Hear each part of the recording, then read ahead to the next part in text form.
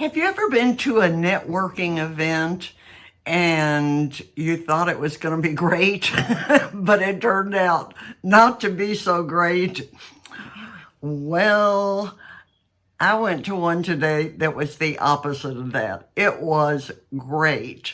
And I'm going to tell you why and how this can relate to your meetings, either the meetings you hold or the meetings you attend. So come on in with me and we're going to talk about networking groups. Hi, I'm Jackie Schwartz, and I am building a consortium, and that was my mission today at this meeting networking group of business owners. And it was probably the best run, most productive meeting I have ever been to. And I came away with 8 business cards of people who are potential candidates.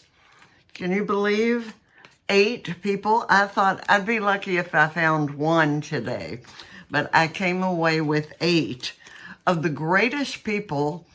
And I'll tell you how I know that they're great people, because we did some activities and events at this networking group, and it's not called a networking group, it's called Business Professional Group, which is probably a better name for it. They're not all business owners, but most of them are either contractors or employees who are responsible for their role in that organization, and many of them are business owners. So this was a great audience for me to go hunting for the group that I am looking for. So I got a 15-second chance to make my pitch. 15 seconds goes by really, really fast. Place where they play games, electronic games. What are those big flashing light games? You know the kind that I've never touched and don't have any idea how to play. So my age is definitely a factor in how I responded to the location. Noisy places where you have to literally scream to be heard was my only negative thing to say about the whole affair. But if you have a young group, and most of these people, well, it was a wide range, but I would say the majority of them were younger. I was probably the oldest person in the room. But that didn't bother me. It was there on a mission. And my mission was to come away with at least one business card. And this is one that I'll tell you about. Jaden. Jaden sat right behind me. And again, the organization of this meeting was superb. There was an agenda. There was a mission that we were to accomplish. Mission accomplished for me with 8 potential people to call and meet with. So I am sitting there, and I turned around after Jaden had done his 15-second pitch, and I went, Jaden, I'd love to get your business card. And then I talked to him a little bit afterwards, and that's another benefit, that they leave time for us to have individual conversations. Although the music came back on, and I said, Jaden, I'm going to have to continue our conversation with a phone call, because I can't hear you over this noise, and I'm sure you're having trouble hearing me as well. So that's what we agreed to do. But Jaden is a student at one of the universities here locally, who has branches in Louisville. And he is looking for a place and the people to get experience with corporate world and what the corporate world is like. And I said, Jaden, let me tell you what my idea is. I said, when we get this program together that I'm building, they are all master corporate trainers, consultants, business advisors, and they are good. They are the best of the best, and we're not going to have any crap, excuse me, in our program or any a-holes in our organization. The School of Hard Knocks teaches you well that you don't have to put up with that. If it's your organization, you're building it, you choose people that are like-minded, that have similar values or the same values that you do, and that are team players. So I said to Jaden, we're going to need a group that has nothing to lose, that we want to try and run some tests to see how this program goes over with students. And I said, do you think you would be able to sell that to whoever has to make the decision? And he said, absolutely. He said, I already have 3 students in mind that I know would want to do it. And I went, yay, I will give you a call. So that was Jaden. And Jaden, I hope you don't mind my disclosing your first name. I won't tell them the school or what your last name is. The next person I knew is Deanna. And Deanna is a consultant who works with business owners in strategic consulting business stuff. How's that for a technical definition? Deanna and I had met many, many years ago when we both worked at a place that doesn't exist any longer, I don't think, much to my dismay, because it was a really cool concept. It was called Workshop, the Creative Workplace, and people could rent space or they could have us do programs for them. And actually, Deanna rented space for her consulting business, and I work for the company that was putting the programs on and getting business into the facility. So it was a cool place, and I'm sorry that the owners sold it, and I think it closed after that. So anyway, Deanna and I, of course, are meeting, and I'm going to give her a call and set that up. Another guy has the coolest card I may have ever seen. I don't know if you can see the light. He is with a company called Breakout Creative. And this little card slides into this little slot on the side of the pocket. And there's a guy breaking out of jail. I have to turn it over to show you the right side. I don't know if you can see that, but it's a jailbird in his striped uniform breaking out. And I love this. And I want a company to, I can do some marketing, but it's not what I'm excellent at.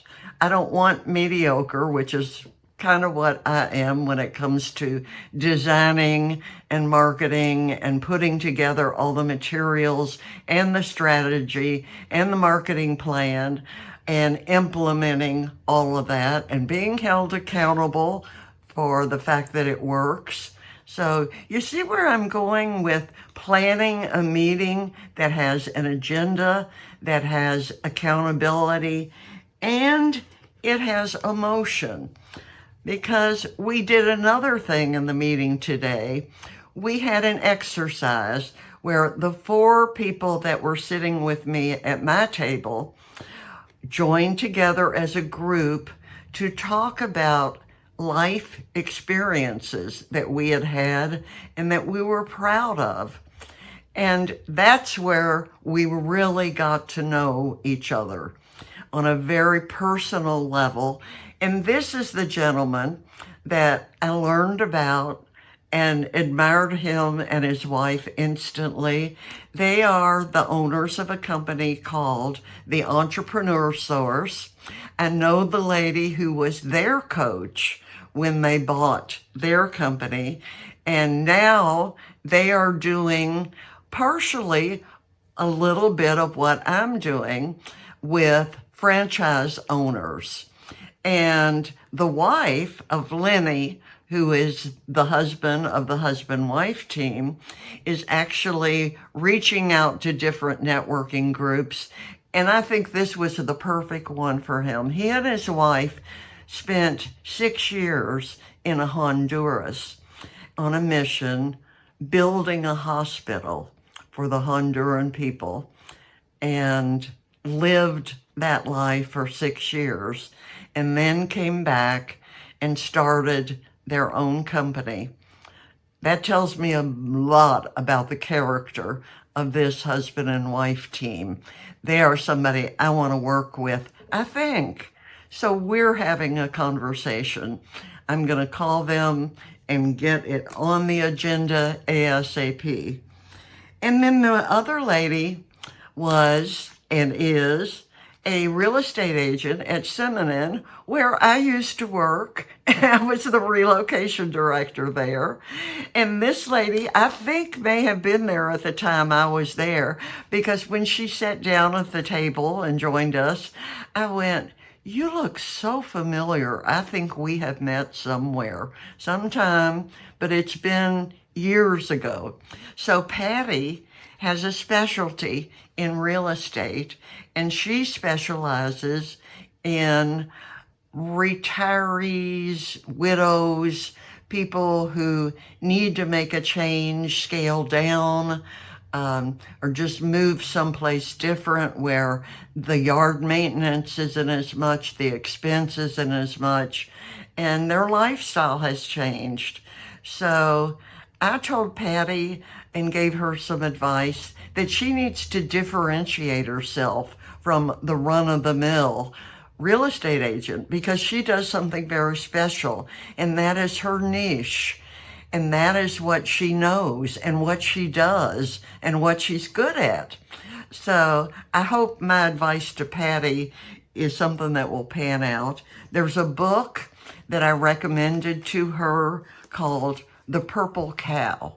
It's written by Seth Godin, Godin, and Seth is an expert on how to stand out from the masses. How do you appear to the people who need you and want you, but they don't know you yet? So you do it by being the purple cow. So if that sounds like you, get the Purple Cow and read it and figure out what you need to do and then do it. Okay, I am down to Leslie. Leslie is another business consultant, but she again has her own niche. And Leslie has just started her own consulting firm that specializes in leadership training. And she is at the beginning of her journey, whereas I'm at the end of my journey. So I see her potential to be the perfect fit for my group, my consortium. So I hope that works out. Wish me well and wish her well. So Leslie is CTL Leadership is the name of her company. And we will be meeting very shortly. And then, I don't want to say my favorite person in the group, but I got to know him best because I got there early, he got there early, and we had a conversation. And he's just a super, super nice guy. Because of the noise in the place, I was losing my voice and started coughing and couldn't talk anymore. And this guy, Matt, and I'm going to say his last name because I just fell in love with Matt. His name is Matt Hall, and he is a nutrition coach currently. And he does catering. He is the owner, operator of a company that is called Clean Eats. Clean Eats. What do you think that means Matt is into? Health. Eating healthy, nutritious food that doesn't poison you because it's all processed and full of chemicals. So if you are looking for clean eating, he does catering for organizations, for group meetings, for anything where you have people gathered who are hungry and want something healthy to eat. So, I forgot the most important part of that. I started digging deeper and said, Matt, what did you do before you opened Matt Hall, nutritional coach, Clean Eats? And he said, I was in the corporate world and I did coaching and training and teaching of all those necessary things that a corporation needs to operate effectively: strategy, strategic planning, all. It's not hard skills, it is soft skills mixed with hard skills, and things like money and budget and marketing and all the things that are kind of like doing taxes, that you really don't love to do, but you have to do them. Compliance, the planning and figuring out with spreadsheets and statistics where all the money goes, forecasting what you're going to need for the next year. Matt does that. And I'm about on the floor when I realized that's his specialty. But I didn't know yet. Is he interested? Where is his heart? What is going to happen in the future if he loves what he's doing now more and doesn't want to be involved in what I'm doing? But I told him, Matt, this is not a full-time job. This is like a consultant role. We will get business, but it will be like a 10-day project or a 10-week project. But you will only have to participate maybe for a week at the most, and then you're done with your part, and all the other members will participate, and you'll receive a percentage of the profit from the whole project, in addition to your fee for what you're charging to do that week. So that sounds like a win-win to me, doesn't it to you? I am still looking I have, I think, 4 or 5 members potential here, but so far I only have one person committed, plus me. So I am being very, very careful.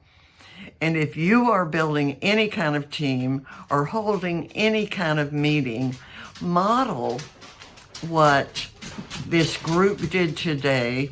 There were not only results, there were takeaways. I have 5 potential people to call and schedule and find out if we are a fit.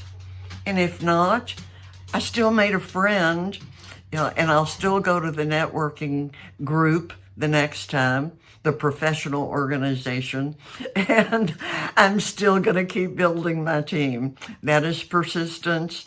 That is probably just bullheaded.